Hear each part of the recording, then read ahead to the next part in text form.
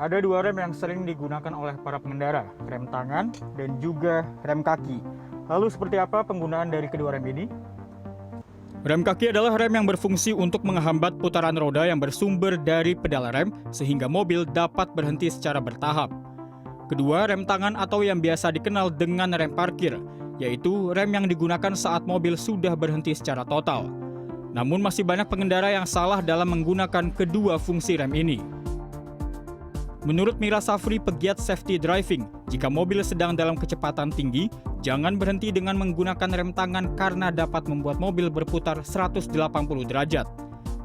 Penggunaan rem yang benar saat kecepatan tinggi adalah dengan menggunakan rem kaki karena dapat menurunkan kecepatan kendaraan secara perlahan. Kalau kondisi ini misalnya mobil sedang melaju cepat gitu ya dengan kecepatan tertentu, kita tarik atau kita injak si rem parkir ini, maka roda-roda belakang itu akan terseret, Mas.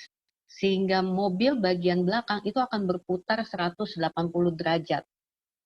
Nah, itu yang sangat berbahaya.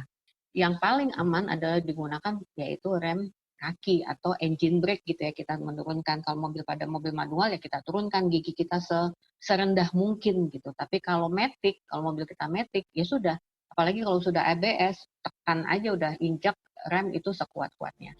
Selain itu ada hal yang masih sering salah dilakukan oleh para pengendara, yaitu penggunaan lampu hazard.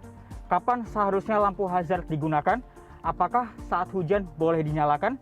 Berbagai opini dari masyarakat pun muncul. Berikut tanggapannya. Kalau penggunaan hazard saat hujan itu sangat terganggu sekali, Pak. Soalnya larinya ke mata sih. Jadi pandangan kita juga kurang jelas gitu ke arah jalan yang lain gitu. Kalau hazard sih menurut saya nih, itu tuh kalau pas lagi hujan sih nggak ganggu, Pak. Karena lagi hujan kan kondisi jalan lagi licin. Mungkin hazard itu kan lebih supaya yang kendaraan di belakang lebih hati-hati.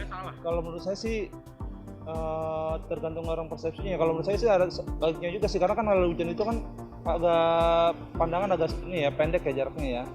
Itu sangat penting sih menurut saya sih. Istilahnya memberikan tanda bahwa ini cuacanya istilahnya ataupun zona jalan ini kayaknya agak kurang bagus lah. Lalu apa yang harus dilakukan oleh pengendara saat hujan? Pertama, turunkan kecepatan secara berkala apabila batas pandang kita terbatas. Kedua, nyalakan lampu sebagai media komunikasi antar kendaraan. Ketiga, agar tidak membahayakan pengendara lain, hindari manuver tajam. Keempat, jika dirasa hujan sangat lebat, berhenti di tempat yang aman hingga hujan reda.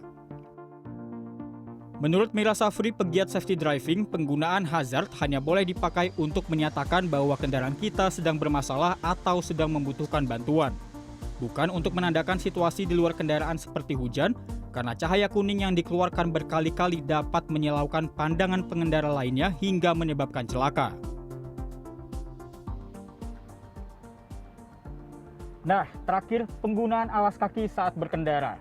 Menurut penelitian yang dilakukan oleh beberapa peneliti di Inggris, sebanyak 1,4 juta kecelakaan di dunia disebabkan oleh penggunaan alas kaki yang salah. Lalu sebenarnya alas kaki apa yang ideal saat berkendara? Penggunaan alas kaki yang ideal saat berkendara juga perlu diperhatikan.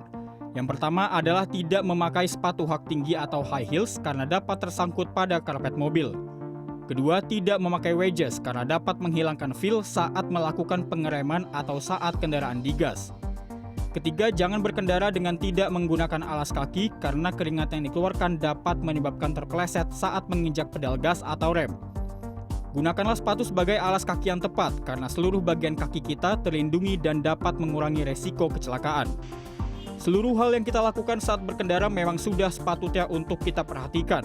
Dengan menjadi pengendara yang bijaksana, kita dapat menyelamatkan diri sendiri dan juga pengendara lainnya. Tim Liputan CNN Indonesia, Jakarta.